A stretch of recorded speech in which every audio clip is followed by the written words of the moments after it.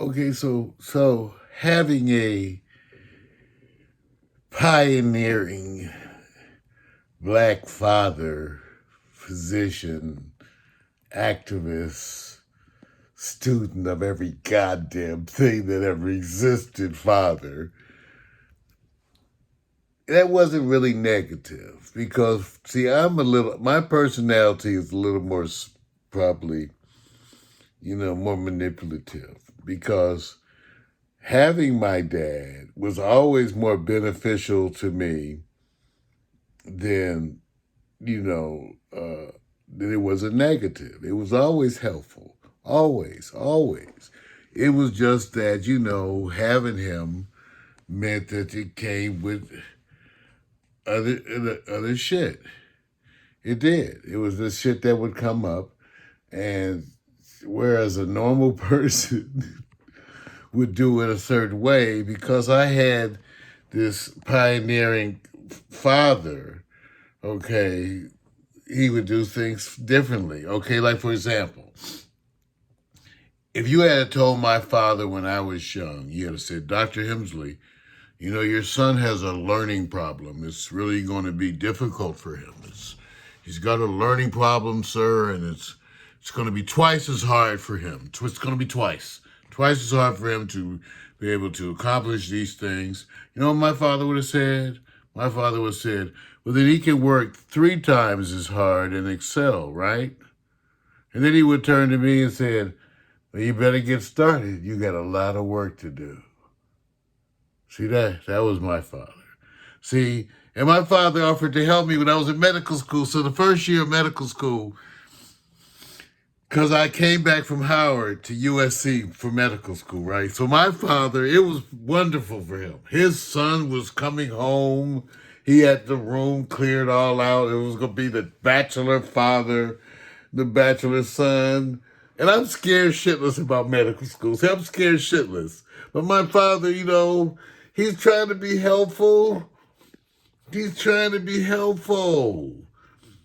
But I'm in medical school, Dad, and you already are the exceptional doctor, wonder doctor, Dad. Okay?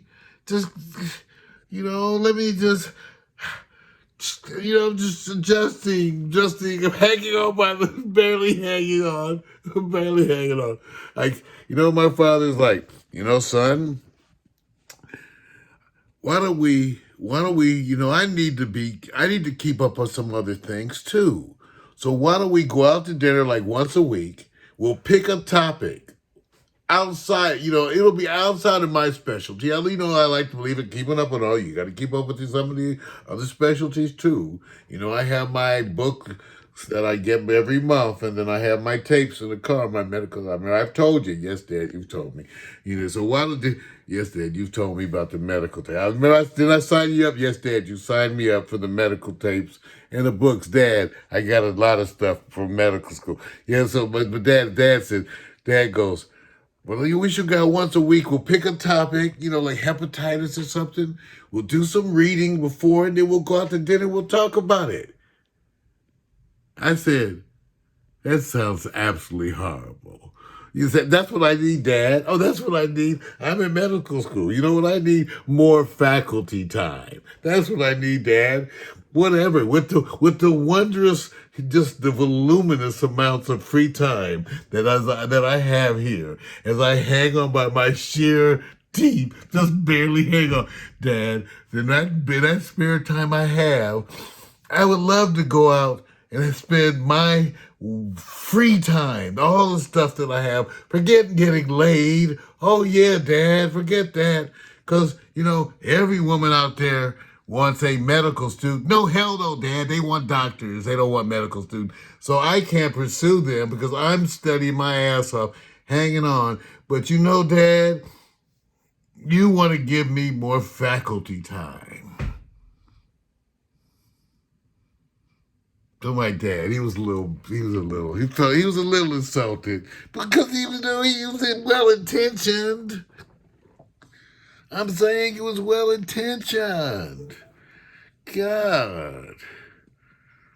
So that's how my father offered to help me in medical school.